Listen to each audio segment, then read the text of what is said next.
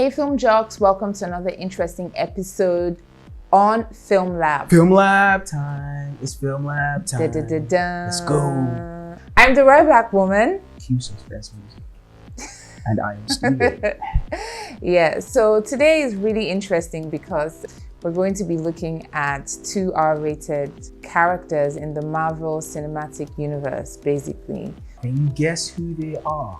Well, Wolverine. Deadpool and Wolverine. Coming out Yes. very soon.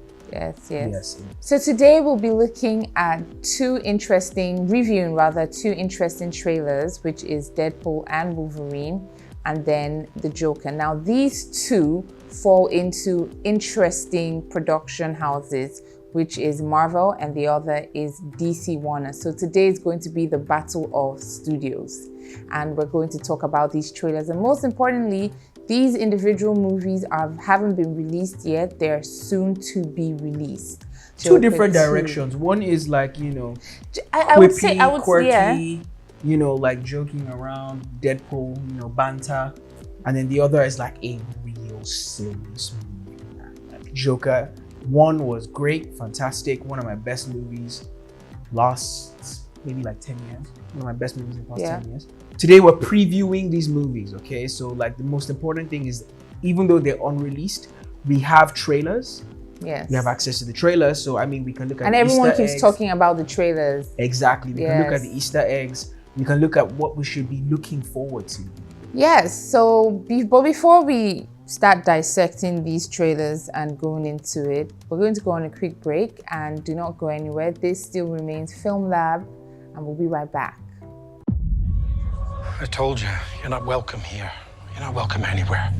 Now get to my bar. Just give me one more drink and then I'll leave. Hi, Peanut. I'm gonna need you to come with me right now. Look, lady, I'm not interested. All right, well, I'm sort of on the tick-tick, so upsy daisy. Here we go. Oh, whiskey dick of the claws. It's quite common in Wolverines over 40. You don't want this. Unless you want to take a deep breath through your forehead, I suggest you reconsider.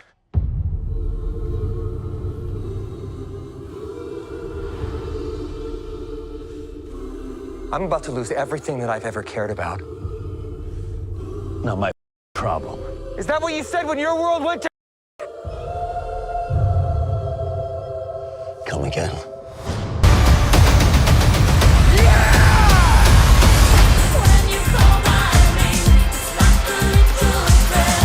Want to do some cocaine? Hey, cocaine is the one thing that Feige said is off limits. What about Bolivian marching powder? They know all the slang terms. They have a list. Even snowboarding? Even disco dust. White girl interrupted? Even force bump. Do you want to build a snowman? Yes! But I can't.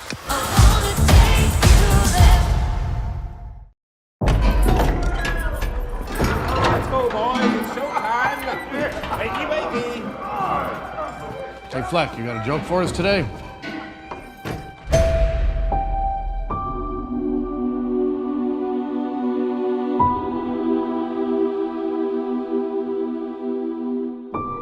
We use music to make us whole, to balance the fractures within ourselves.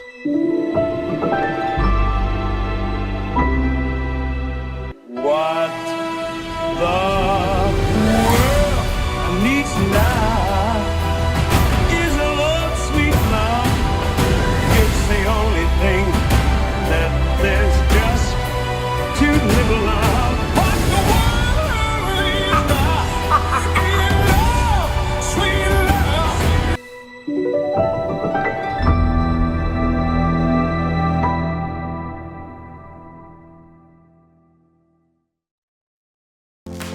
My skin is my identity, my strength. It's unique and deserves care made specially for me. New Nivea Radiant and Beauty Even Glow, enriched with 95% pure vitamin C and pulp extract. For visibly radiant and even-toned skin in just 2 weeks. New Nivea Radiant and Beauty Even Glow, for your shade of beautiful.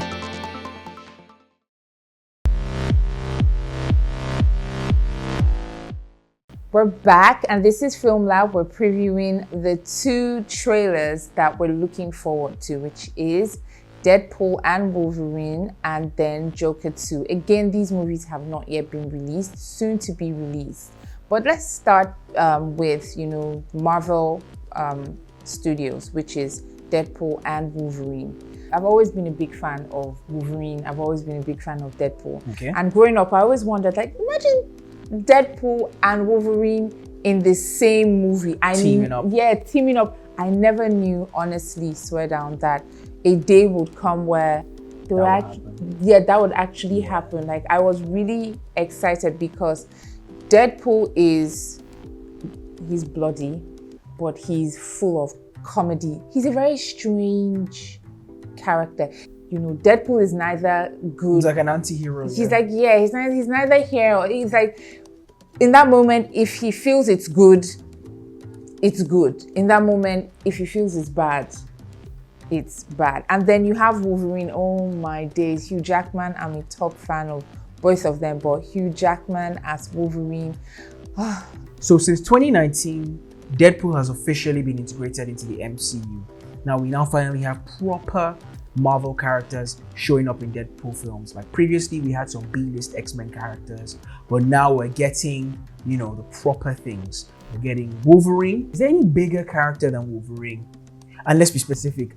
Is there any bigger character than Hugh Jackman's Wolverine in X-Men? Yeah, let's do Hugh Jackman. On television or in movies or in anything? I want to say Storm, Halle Berry Storm, but it doesn't really come. Changed. I mean, Storm has been changed now, right?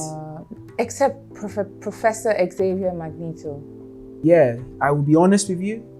There's nothing bigger than Hugh Jackman in an X-Men movie, right? And he's going to be in the next Deadpool film. And obviously, we all know that he was killed off in Logan, so what's he doing here, right? Yes. Exactly. Yes, I have the answers. I have the answers. So Hugh Jackman watched the Deadpool movies and he was like, this is a universe that Wolverine should be in. He fits into this universe. And he got excited about it.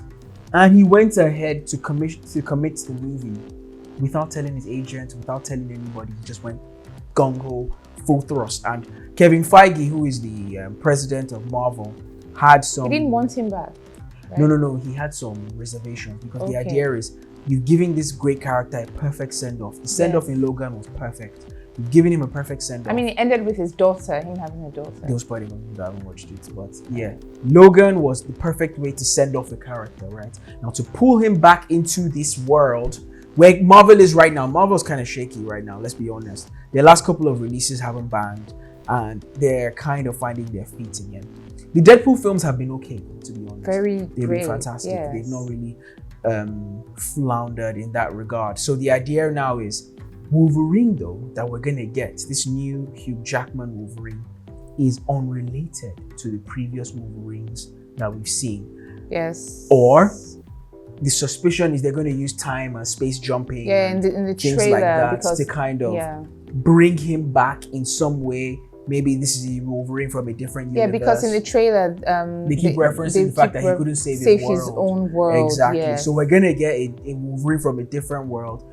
Might still be the same Wolverine, but just from a different perspective. Yes. So I think because like of that, exactly, they're going to be exploring parts of Wolverine that have been previously that have not been previously explored in other movies. So it's not like we're going to get a rehashed Wolverine with the same old boring things, Striker, all of that stuff, the adamantium. We're getting some new stuff. So that is officially how Wolverine was resurrected from the dead. Basically because we're going to be getting a new perspective of the character. Feel like so Kevin Feige and Hugh Jackman and all the makers of this movie felt comfortable bringing him back. So let's hear about Joker 2. I'm really excited for this one. I just had to drop a melody because it is a musical thriller. I'm not pleased about this. What is a musical thriller? I'm excited to see how they pull that off because I can be honest with you. What is a musical thriller? It is a thriller that plays music, that has music. Please don't say Sound of Music. That's the last thriller I watched. Maybe Les Miserables. Oh gosh, I couldn't watch that. I'm a Hugh Jackman fan. Like every step of the way was ha ha You know, so Les Miserables, I'm they not- sang the entire film. Gosh, So that's different. like, I really can't watch do those. it. I can watch the I one think- where they're like musical numbers in the movie. I think you and I agree. Not a big fan of them either. Have but- something in common. We are not like musical people in movies. We're not. Yeah, I haven't watched I'm La La not- Land, you know. I And I can't. sit I here and tell can't you bring that with myself to shame. do it. Shameless. But when I saw the trailer initially, the first thing I said is, "What is this? This is a musical." Then I did research, and I'm like, "Oh wow, it's actually a musical trailer." And it's coming out really soon. Okay, so Joker 2, Folie à Deux. It's a nice word, it's French. Folie of Two, which also means madness of two. So it's basically about Arthur Fletch, who meets the love of his life, Harley Quinn, while incarcerated in Arkham Asylum. Arthur Fleck is Joker, guys. Remember part 1, he had like a mental breakdown. But she's Dr. Harley Quinzel because she's actually a psychiatrist. The origin story, she was actually meant to work on the Joker, and that's how she fell in love. The origin story. Precisely. Yes. But now they kind of zhuzhed it up. From what I see in the trailer, she's in Arkham Asylum. Yeah. So he basically meets her. And while I was watching the trailer, I noticed a couple of things in the trailer. You know, they sort of shed light on his process in the trailer. The processes, few processes that the Joker had to experience, or rather was experiencing, and then intertwining with Lady Gaga, who is playing the character Harley Quinn. Now, regarding the musical, right?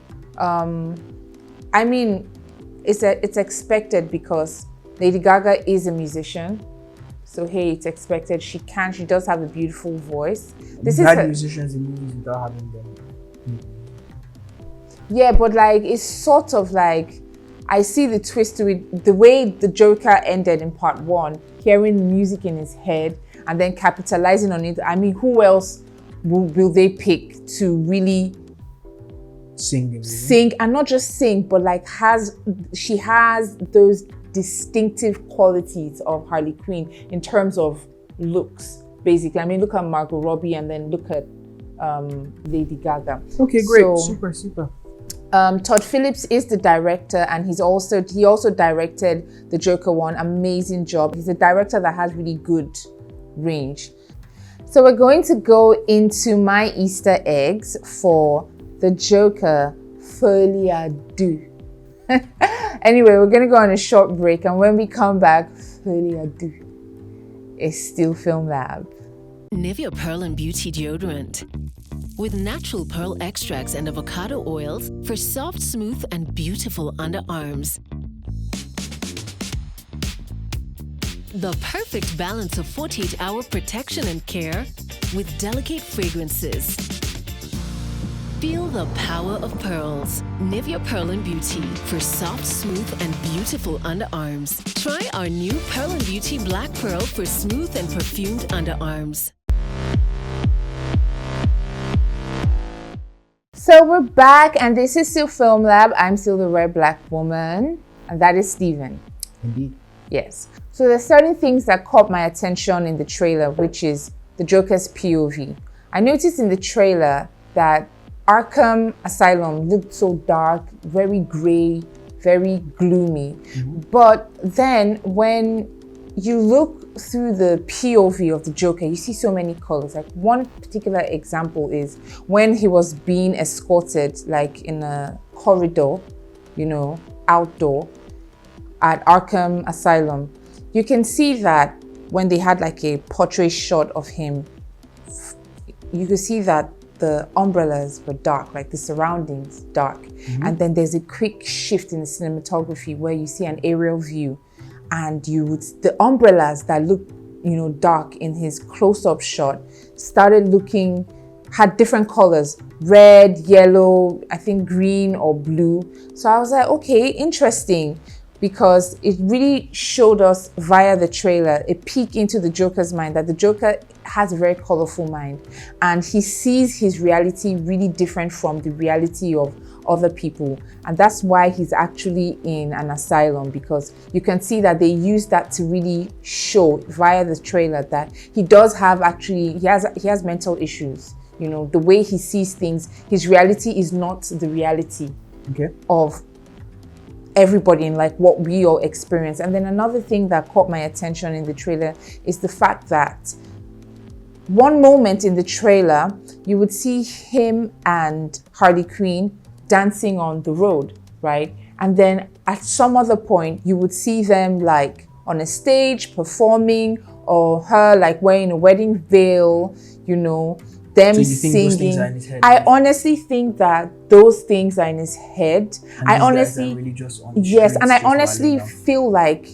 they're actually not in a relationship, but in the Joker's mind, he and Harley Quinn are in a relationship and they are actually performing.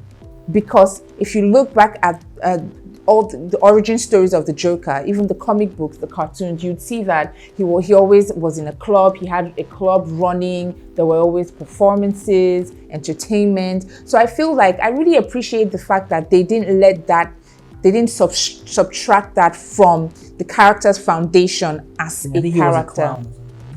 He was like a mascot. He was a mascot. And he's a comedian. He's a He's a failed. comedian. I just feel that everything was in Arthur's mind? Yeah, it was in Arthur's mind completely. And for a second, I was like, wow, he's really gloomy. The trailer depicted him as, you know, really gloomy, being at Arkham Asylum. And then it felt like a burst of color, like the character. It felt like he had two personalities.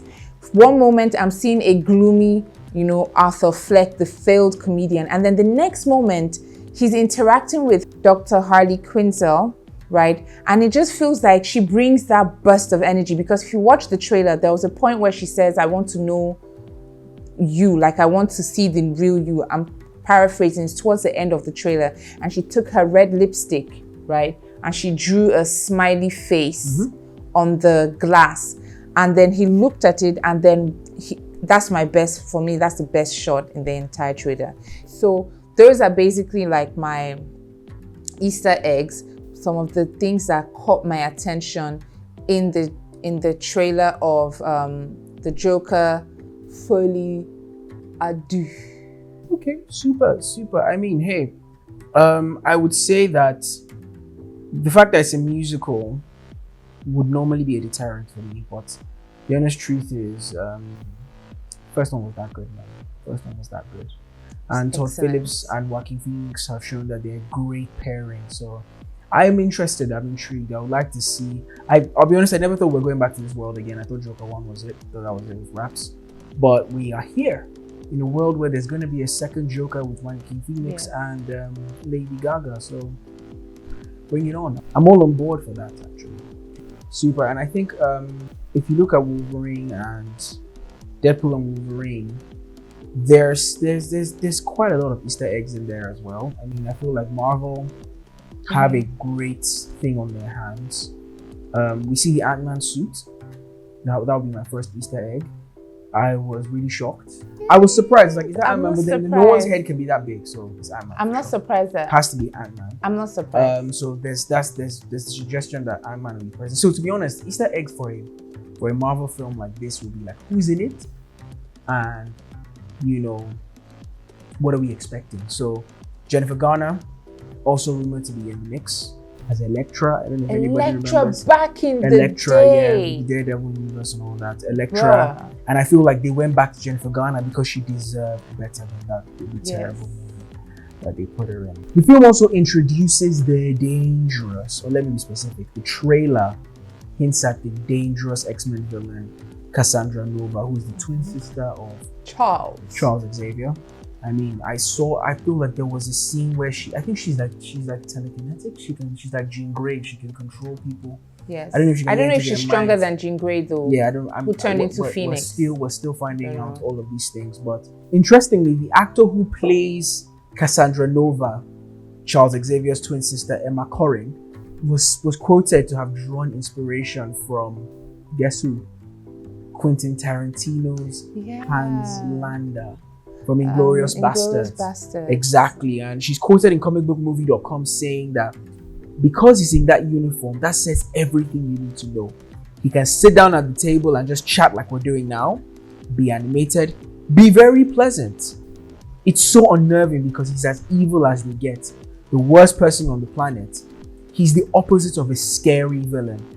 He lets his physicality do the talking, and then he flips the other parts on their head. He's this very simple looking person. He can be very pleasant. A lot of times he's polite. He's not rude. He would ask you, can I smoke my pipe? He doesn't just barge in. He's a cultured, well-mannered person.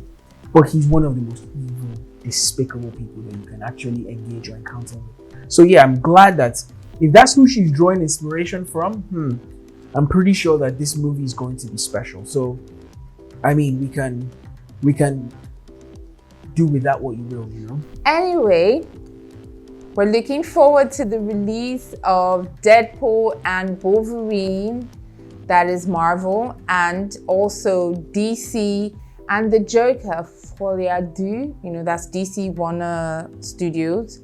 I can't wait. I'm excited. Same, I'm really excited. I would say yes. I'm more excited for Wolverine, man. See, reason being because Joker is a musical. If Joker wasn't a musical, I would be head over heels into it.